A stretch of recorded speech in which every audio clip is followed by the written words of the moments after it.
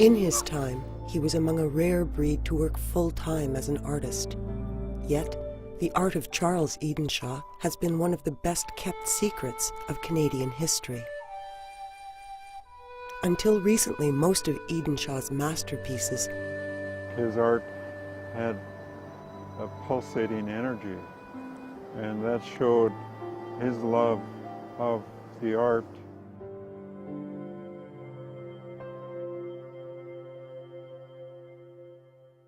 He had such a command of the design that he could do anything at will within a certain space.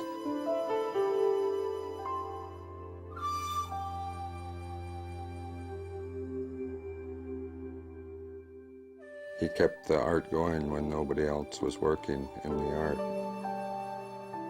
and essentially kept it alive for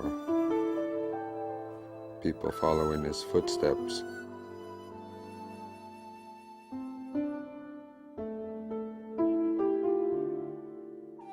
It's really amazing that this is in such pristine condition, really. It was been made over 100 years ago. And it really goes to say that it's an object well made.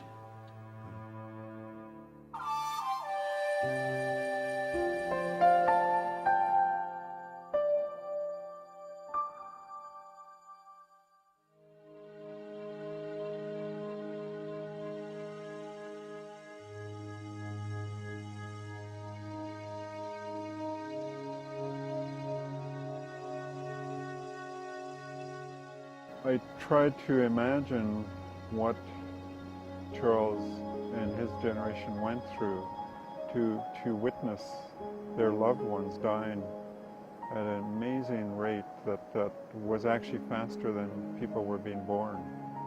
You think about it, and you live through all that, survive through all the diseases.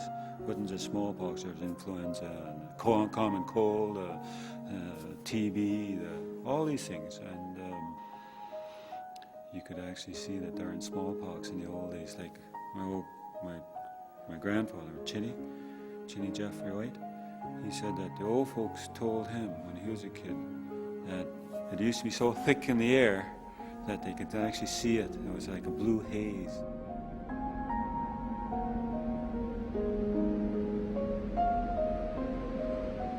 the signs and symptoms of smallpox and other diseases were foreign to the Haida. Their medicines were powerless against the evil incursion of the deadly blue haze. Other nations, like the neighboring Tsimshian and the Salish, were also deeply affected by the epidemics. It was one of the darkest periods in Aboriginal history. Nani's father lived at a time that was very crucial in our survival. He lived in a time where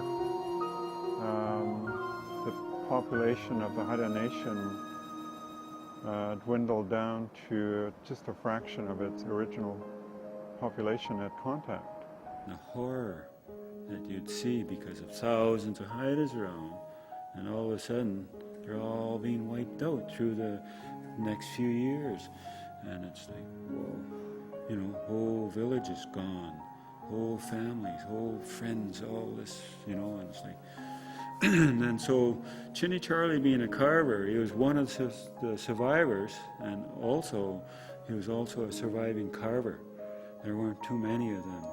And so these fellas got together and started carving history again.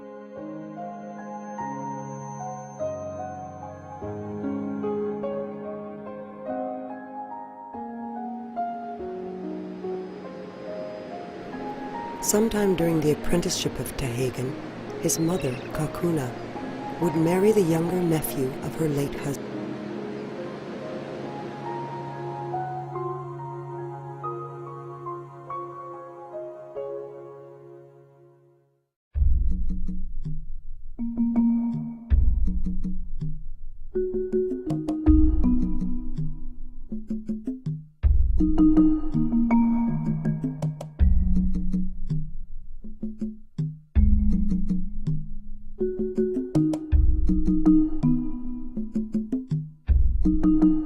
once I started understanding the dancing and the culture, it allowed my art to grow, because then it became ceremonial. When I did a headpiece, I made sure it fit so that I can use it for dancing. And I always used to get in an argument with one of the dealers that you didn't need to sing and dance, and I said, I didn't say you need to sing and dance, you have to understand it, because everything that was made at one time was made had a purpose.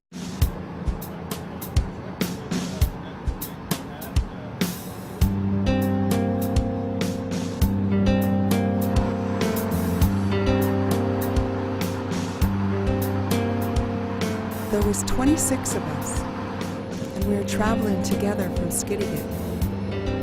We traveled to Sanspit on a little ferry and caught the plane out from Sanspit to Vancouver.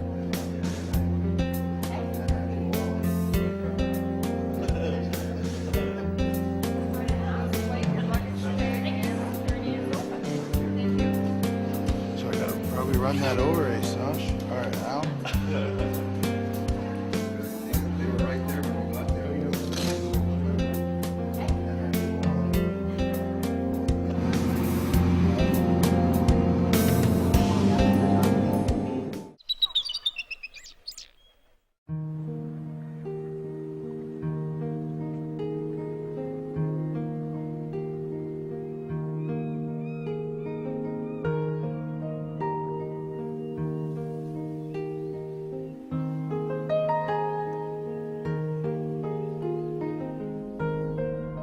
As it turns out, Haida culture and history, song and ceremony, language and the land are all inextricably linked to art.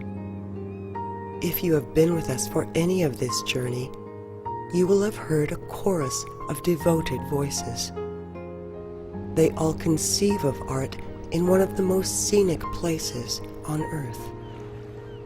It is the land of ravens and eagles, with stories as old as time itself. It's always home. I mean, you listen to any Haida person when they're away living somewhere else, they always say they're going home. As far as I'm concerned, Haida Gwaii is the Haida people's place. The island is Haida.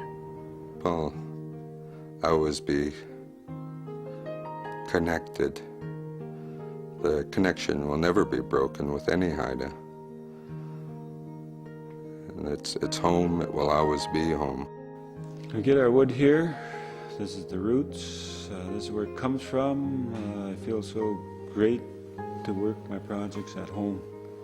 Haida Gwaii, the roots, all that feeling. The weather, the psyche that we grow up with, the psyche that formed our ancestors, the psyche that forms us today. It's all still there. It's all coursing through our veins, you know, and the vibration. We start carving our pieces, it just feels so natural.